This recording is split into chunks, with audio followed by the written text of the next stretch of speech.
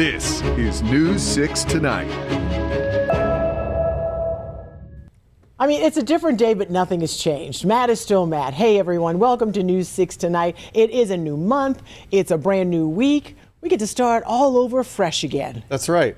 What the hell was that supposed to mean, by the way? You know what you did Matt is still Mattin'. Before we went on camera. I have this one job to do before we start talking. I click this remote, and it says 27 minutes, and that's how we time this show. It's very scientific. And what didn't you do right before? Yeah, I forgot to click it. I was a little distracted. Now we know it's all going to be downhill from here. Hey, if you're watching on any of the social media platforms or YouTube, we would love for you to join us. Put in your name there, where you're from, what you're interested in. We'd love to talk to you. Today we got in some hot off the presses Bodycam video. Nobody else has this. We only have it at News 6. Yeah. Nobody else in Central Florida is dealing with this. But it's a teacher who's getting put in handcuffs. And it's interesting. So if you are following this story, she is accused of what's a good way to say this?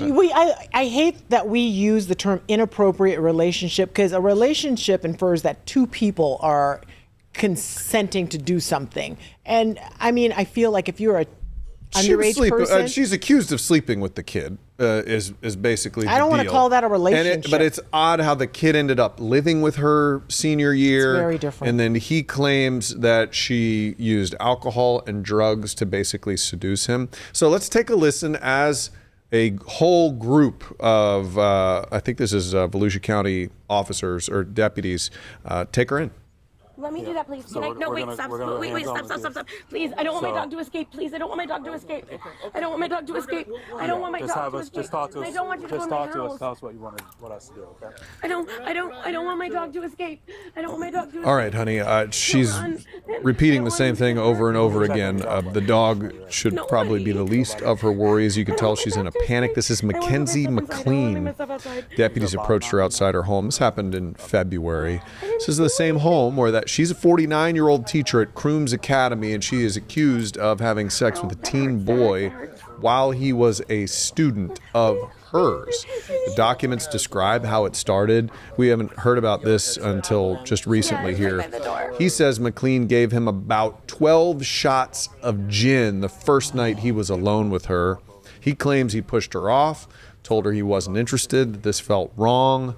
And then things progressed from there. They also have tons of text messages between these two, and online records show she is pleading not guilty. She says none of this is true. And this is Seminole County, by the way. Oh, it's Seminole. I did say Volusia, my bad. That's okay. Yes, no, right. we just want to make that correction on the record. But still, just a disturbing thing to see her level of concern and panic when she is being arrested. And everyone else is concerned about this student who was apparently taken advantage of, allegedly. According to him. According to him.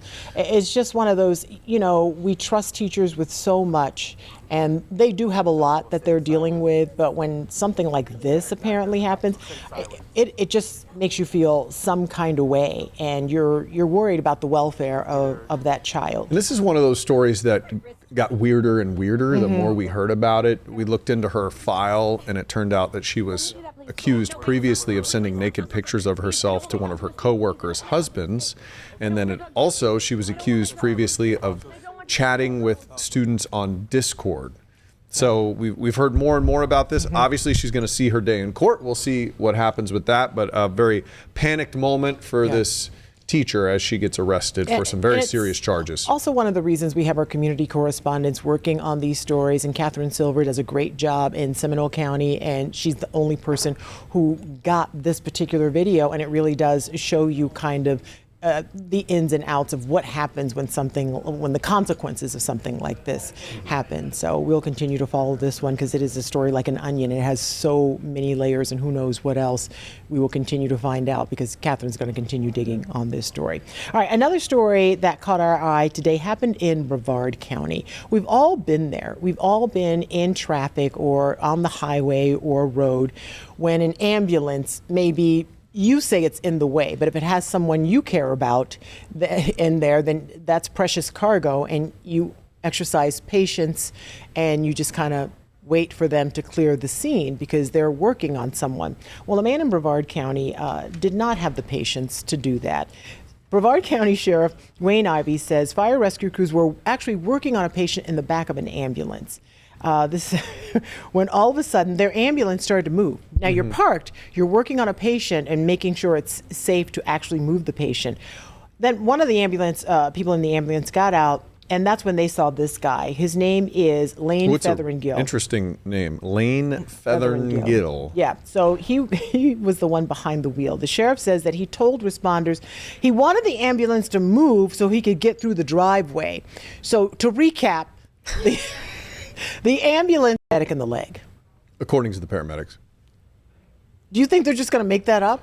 I'm just saying, we haven't had a trial yet, so I'm just throwing that out there. Okay, just allegedly. A word that does nothing. He's facing grand theft auto and burglary charges, and I might also add insensitivity charges as well. Can you imagine you're a paramedic, you're in the back doing CPR on somebody, and you look at your partner like, did you leave the ambulance in neutral? What is happening here? No, I didn't, pal.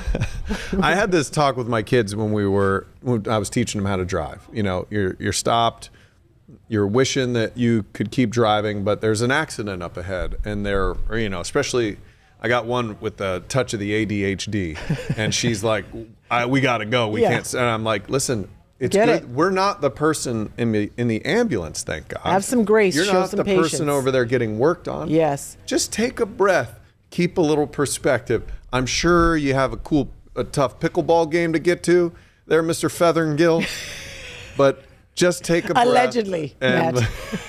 Thank you. Allegedly. You don't know. You don't know his life. It's or possible. Where he's headed. He looks like a pickleball player to me. Okay. Well, you're one, so you ought to know. One. Okay. Yes. Got it. All right, let's take you to Flagler Beach. We've been all over. Yeah, that's what we do. We're dotting the state right now. Flagler Beach has a problem. So there was this big sailboat that ran aground onto the beach, and now it's just become this big dumpy museum out there. Okay, let's not be dramatic. What? It's been there for a month. It's not even dumpy. I don't think it's a bad looking. I don't want it in my yard. Well, why don't you go pick it up? Free sailboat for you. Come on. Well, it's not easy to remove one of these things. It takes a lot of money and a lot of manpower, and it's going to cost tens of thousands of dollars to get rid of this thing. And Your dollars. Yeah, you're going to get to pay for it if you live there. It's been stranded for over a month. There have been plenty of crowds, plenty of onlookers, but you have to worry from a county perspective. If kids start playing on this thing, they get hurt, fall off, get a splinter. You're liable for all that. So Molly Reed has a look at how they're trying to fix this problem. It reminds me of growing up and watching Gilligan's Island. The 45-foot sailboat has been sitting on the sand for over a month, becoming the focus of beach walks and family outings for some. We thought it was really cool and kind of like an adventure. Flagler Beach firefighters' video shows a rescue from this boat back on January 24th. The boat lost power, straightening the family who called for help as it was starting to capsize. We had 2 occupants, 2 adults, and 1 infant on board.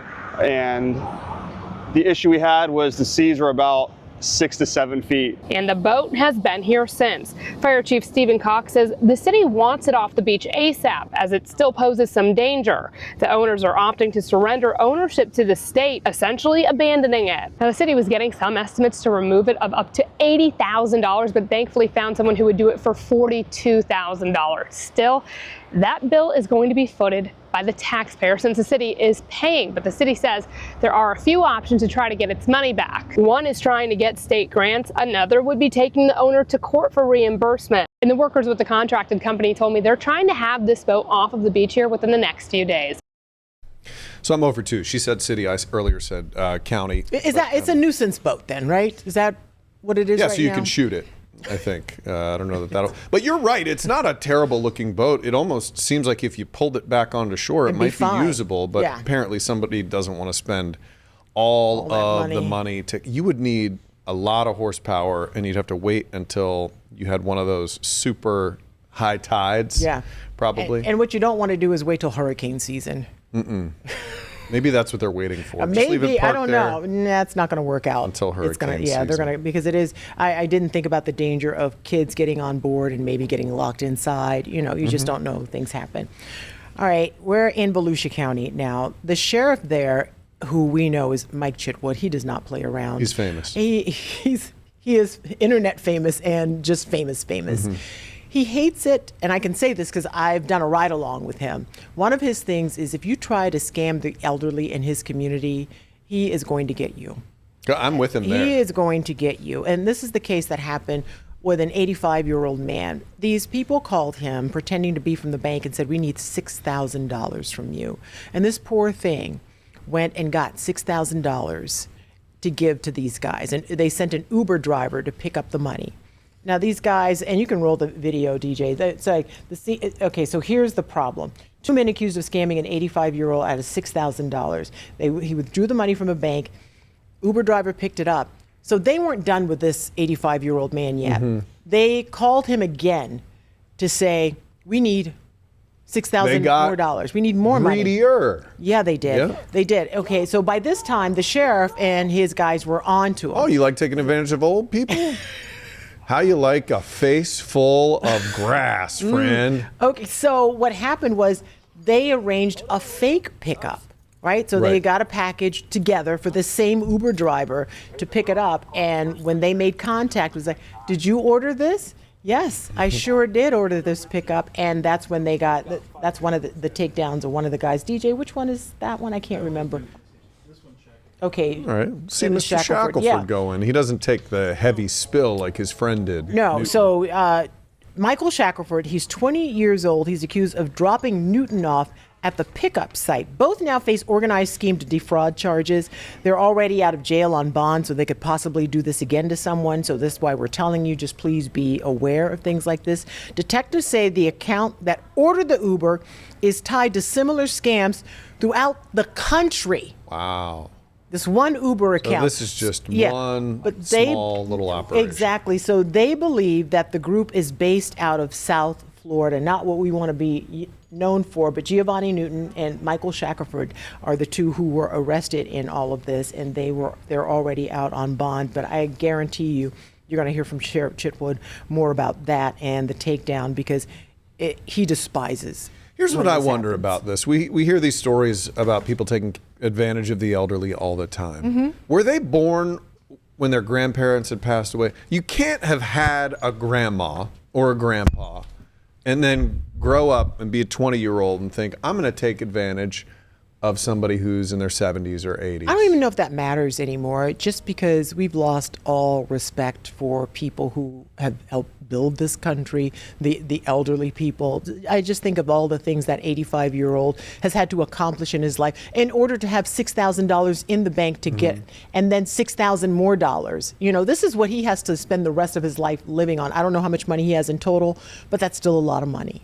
And the It's still a lot of amount money. of fear you have to put somebody in to give Yeah. $6,000 and run to the bank and I mean, do all how- that stuff, and how then can order, he- put it in an Uber driver's care. Yeah. And I don't even mean this facetiously, but how can he trust anyone anymore after this has happened? Probably you shouldn't. know? Yeah. Which is a shame. I just hope he has people around him who will protect something like this from happening. And I hope all elderly people have someone around them to protect them, which is why we tell you these stories, only because we want you to know that it's out there to tell your parents or grandparents or great-grandparents. If somebody calls you for money, call me first.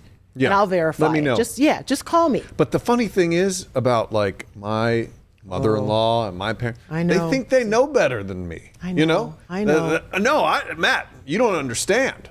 Yeah. This is legit. No. They- Just call me. We do this for a living. All right. We're going to take a quick break. I never thought I'd say these words, but after the break, we're going to have James Bond on the show. So stick around. We got it That all is set up. false advertising. Welcome back to the show. I'd like you to know that during the breaks, Ginger plans murders and how she's going to get away with them. So I don't know what you want to do about that. I don't know how you. But if anything ever happens to me, I would just like you to know she's probably the one. I think I would have plenty who of did help, it. is what I'm saying. Just call my wife. She'll help you. So let's talk about this guy. Normally, we wouldn't have a beer theft in the show. No, it seems so It's small. kind of, come minuscule. on. Yeah. This show isn't small potatoes. You know, we chase the big stories around here. But then. Until we get a good name. So, Apopka police officers called to the Wawa on Orange Blossom Trail on Hiawassee Road. An employee said somebody runs in, they stole some beer, they left without paying. Who really cares, right? Store employee then confirmed the guy it was. They tracked down a gentleman named James Bond. No, Bond. James Bond. James Bond. Who had an open can of the elixirs that were stolen. He is not who I was expecting, if I may be honest. No? James What Bond. were you expecting? Idris were you expecting Elba. like Idris Elba? Well, that goes to show our James Bond. I was expecting Pierce Brosnan. See? He's neither of those, but he was he's accused of stealing some beer. He was arrested on one count of theft because of prior convictions. He's being held on a $2,500 bond. We came up with some really good puns earlier, and yours, Okay. you took the cake with yours. Mine was 006 pack. Okay. And that's all I had to and offer. I liked 00711. Yes, that was because good. I thought that was cute. That was good. But my favorite is if you were going to do a secret agent in this Playing one, off the names of James Bond movies. you would go Pilsner galore. Come on, you get that one? It's a family show. Or Matt, you is could what I wanna go remind you. Octa Pilsner if you wanted. That was another. There are a lot of good names to play off of. What? Did License to Chill License to Chill. That's a was good one. another one. But I kept mine PG. You're welcome. Good for you. That's very nice. We're staying in Apopka. Give her a cookie, please. If you have a good Bond nickname. Oh, yeah, I'd like to hear it. Or a Bond villain. Just, for me, keep it clean. No, you don't have to That's keep it all. clean. This is the internet. Wow. And that's why we have so many stories about people who do terrible things on the internet. This is true. Because that's what people think. All right, so we're staying in Apopka right now. There is a trail that they've been working on for several years now. And I find it to be delightful because I'm a cyclist. I like riding bikes on a nice trail that's away from traffic because we do hit and runs all the time, or people who get into accidents because they don't know how to share the road with a cyclist, or maybe a cyclist is careless sometimes. But this solution was $10 million. Jana Manahalal has the story for you. So this brand new trail will serve as a connector between Lake County and Orange County, and this trail is long. The brand new construction is 3 out of 4 miles for this trail. I've never seen so many bikers in one spot for a trail opening. I mean, this is a big deal. Well, you know, I will tell you, when we posted about this, we had 50,000 views. It was the most popular post I'd ever had. The biggest advantage of this trail is safety. Bikers tell me that they used to have to ride on the roads before this trail was open. That's the scariest section that you have to ride on. So we're riding on the white line, so you have the cars buzz right by you. All right, so this new bike trail is, of course, for bikers, runners, but also horses. What do you think about the fact that there's horses on this bike trail? I think that kind of surprised me. I don't see their bikes, so I guess they could just walk. It's really exciting because I actually was part of the team that designed it, so to see it all come to fruition, it's kind of surreal. The trail is free for everybody to use, so come on out and join me. For now in Orange County, I'm Jada Manahalal, News 6. Youthful exuberance. What must that be like? I don't even remember anymore. But I love the idea of a nice trail, and coming across horses on a trail, that's exciting. I think. Yeah, if you're a kid and you're riding your bike an next adult, to a horse. I would just love it. You know, and people who are on these trails with horses, obviously everyone has to behave themselves, and you ask permission to, like, hey, may I pet your horse or whatever like that, just like what you do with someone's dog. But I just think it's a safer solution for the people who want to ride their bikes and get out and just enjoy the community. Yeah, so it costs $10 million to build that. And I think, you know, in the epic government waste that we witness these days, $10 million That's a for drop a in the nice, bucket. long, wide trail for people to get out and enjoy. Yeah. That doesn't feel so bad. Yeah, I don't feel bad about that at all, because we should all. You live in Florida, you want to be outside as much as possible. Got to do it. Yeah. All right. Coming up after the break, we have something that we need a segment called What Grinds Your Gears. Yes. Yeah, let's do it. And this one definitely gets mine. What do you wear when you take a flight? Or what shouldn't you wear? We'll talk about it when we come back. What's eating Gigi, we'll call it. Let's not call it that. No, okay.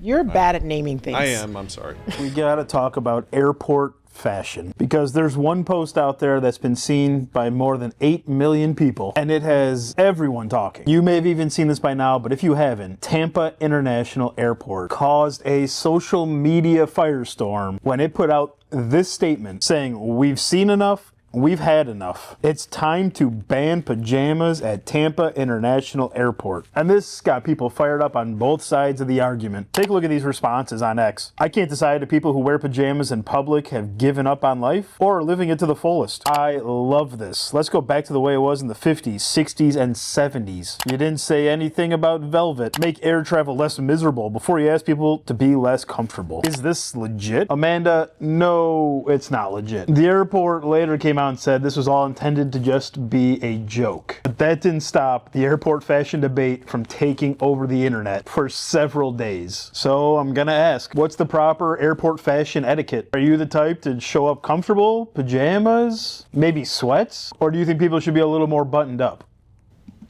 Okay, DJ, how are you dressed at the airport? A lot, probably like this. Okay, well, I will allow it.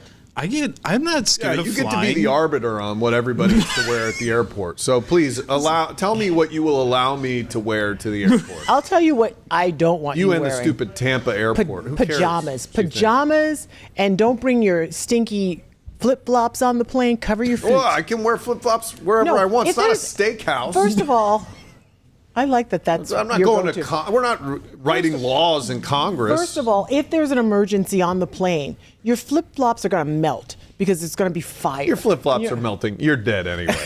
Emergencies on a plane end in pure death. Let's just say that, okay? If it's hot enough to melt your flip-flops.